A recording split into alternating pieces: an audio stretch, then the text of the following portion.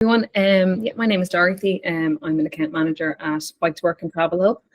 So like Ani said, it's basically just a webinar to give you an introduction to the Taxsaver ticket scheme and also to kind of promote multimodal commuting. So we'll highlight and explain how to incorporate an active commute by availing of the Bike to Work scheme and the Taxsaver ticket scheme. So our focus areas, we've got the options, so multimodal commuting and how there's a solution for every journey. Leisure, getting more from your Taxsaver ticket or your bike and your bike. And then the savings. So the schemes don't only allow you to make significant savings, but you can also save time on your commute and also save the environment.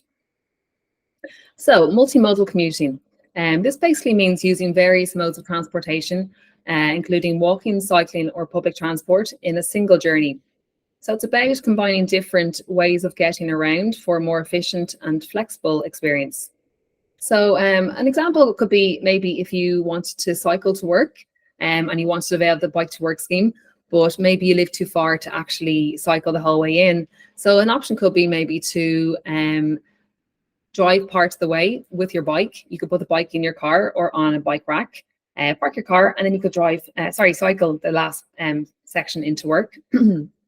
Or an option could be, excuse me, my voice is going, excuse me. Maybe if you want to take a bus to work, but maybe you live too far away to walk over.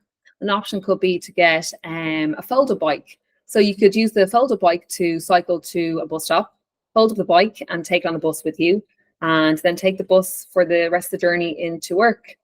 Or maybe you might take a train or a Lewis to work and you drive to the station and leave your car there. An option could be to cycle to the train station, lock up your bike there and take the train in. So there's loads of different options. Maybe you're keen on walking, you like walking, but you're too far to walk to work.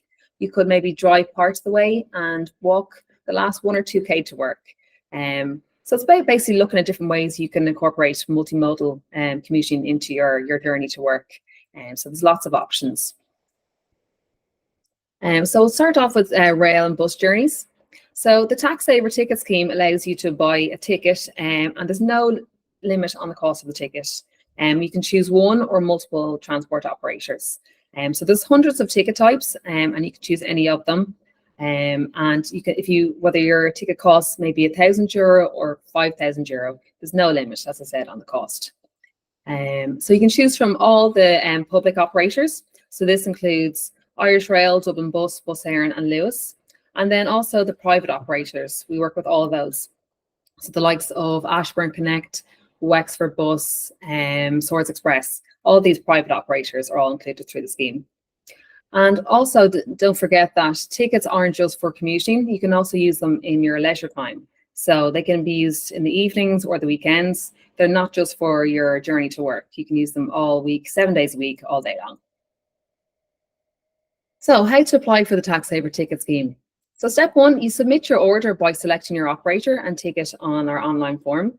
Step 2 is you submit your photo or photo ID if required. And then step 3, following approval, you will receive your ticket. And you don't pay for the ticket up front. The cost is deducted from your salary over a period of 1 to 12 months. So this is just an example of one of our customers. We actually have 2 examples here. We start off with Amina. And we met Amina at one of our on-site events, and she just told us about her experience of multimodal commuting and how well it's working for her. So she commutes from Slane in County Meath to Grant Canal Dock. The distance of this is 60 kilometres. And her modes of transport are a private coach with Collins coaches, and she used the folding bike. So the cost of her ticket, her annual ticket, is €2,450 a year. And that works out at €98 per month. And then her folding bike cost her €1,500. And that works out at €60 per month for her for the first 12 months. So after those 12 months, there's no more payments on her bike. That's all paid up. So her commute time only takes her 1 hour and 15 minutes. Whereas if she used to drive, it would take her 2 hours per trip. So she's saving herself 45 minutes each way into her work. And if she was to take a car instead of taking the bus and cycling, the cost of this would be nearly €11,000 per year. And that works out about €890 per month. So there's a huge saving to her by using multimodal commuting. Next here is Alan. So Alan travels from Dundrum to the city centre, the IFSC there, and the total distance is 7.7 kilometres. So his mode of transport is a cargo bike, and he takes the Lewis. And his ticket costs €1,050 a year for the annual ticket, and then per month that works out at €42. And then his cargo, he spent €3,000 on it. Excuse me. And this works out at €120 per month. And again, it's only for the first 12 months. So after those 12 months, his bike will be paid up and he's no more payments ever to make on the bike. So the total duration of his journey is 60 minutes. Whereas if he was to drive in from like door to door, it would take him 1 hour and 20 minutes. And his car cost will be €10,691 per year. And that works out at €890 per month. So again, it's a huge cost. Just to explain to people, sorry, I should have put it in there. Alan doesn't take the cargo bike on the Lewis. Oh, yeah. So, yeah, he parks up the cargo bike after dropping the kids to crash, and then he carries on the Lewis himself. So I probably should have made that clearer on the slide. Be a little bit too big. Yeah. So here are some sample costings, sample savings. So these are the typical kind of tickets you can purchase. These are the kind of most popular ones that are sold. So we'll take the All Zones Lewis ticket, for example. This costs €1,050 per year. If for someone on the lower tax rate, so someone on an annual income of below €42,000 a year, this will cost them €62 a month. And for someone on the higher tax rate, this will cost them only €42 a month. So savings for flexible working arrangements. So for most employees, if they work 1 to 4, if they make 1 to 4 return trips a week, they'll save with an annual ticket. So this includes social and leisure trips as well as work trips, like I mentioned there before. So even if you used it for 1 trip to work a week, and then you're also using it in the evenings maybe or the weekends, you'd still be making savings.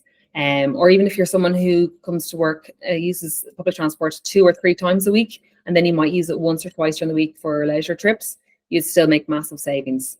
And also there's a new all-inclusive flex ticket that's coming out, that's launching in Q4 this year. So there'll be further savings with that, because that will cost only €960 for the year, and that'll cover the Dublin and Greater Dublin area for that ticket. And just to explain there, Dorothy, I've just dropped, we did a big amount of research around that idea of the various different journeys, and whether, with hybrid working, whether it was working out to be, to save you money or not. So we did a massive amount of research on the various different types of journeys and different tickets that people would typically buy. And I've dropped that link into the chat facility there for people to go and have a look at. But that's where we came to the conclusion that, that if you're making 1 to 4 return journeys, that there's still savings to be made by having the Taxsaver ticket. And as Dorothy said there, with that new flex ticket coming out, we were at a few events there recently where people were, calculating in their head basically that with this new flex ticket coming out, that they could afford both the folding bike and the flex ticket for, maybe what the price is that they're paying at the moment by just doing top up on a leap card. And that's massive, to be able to do that. And it would change massively your journey and everything, and benefits after that in terms of health and well-being as well. Definitely, yeah. Thanks, Anya. So what people ask, these are the typical questions we see questions asked. So what happens if I lose my leap card? That's fine. You can order a replacement if you visit our website or contact our customer care team, and they'll be able to advise you on how to replace your ticket. What if I change jobs? So there's 2 options. You can either cancel your ticket and get a refund, and the refund will be purchased through your employer, and they'll then forward it on to you. Or if you want to keep the ticket, basically the remaining balance on the ticket will be deducted from your final paycheck. Is there a cutoff date to apply? Yes, the cutoff date for applications is the 10th of each month. So for example, if you wanted to apply for a ticket to commence on the 1st of June, you would need to apply by tomorrow, which is the 10th of May. The only exception is for January tickets. The cutoff date is just brought forward to the 25th of November. And this is because of the Christmas period and with offices being closed, they just bring it forward a little earlier. But the 10th of the month is the cutoff date. How long does it take to process my order? So as I mentioned there, if you apply by the 10th of the month, your ticket will then arrive at your offices with your HR within the last week of that month. You can also place orders for tickets 3 months in advance. So is there any limit on the price of the tickets, on the ticket or combined tickets that I can purchase? No, as I mentioned earlier at the start, there's no limit on the cost. So there's hundreds of ticket types and there's no limit on how much you can spend. What if I already have a Leap card? Do I have to get a new one? For most tickets, you will need to get a new Leap card. There are a small number of providers who allow you to keep your Leap card. But when you actually place your application, you'll be advised there to keep your Leap card. And that's the end of the presentation. These are our contact details. So that's our phone number there, our website, and then our email. So if you have any queries, we've got our customer support team there, and we're always happy to help and answer any queries you have. So that's it. Thanks for listening.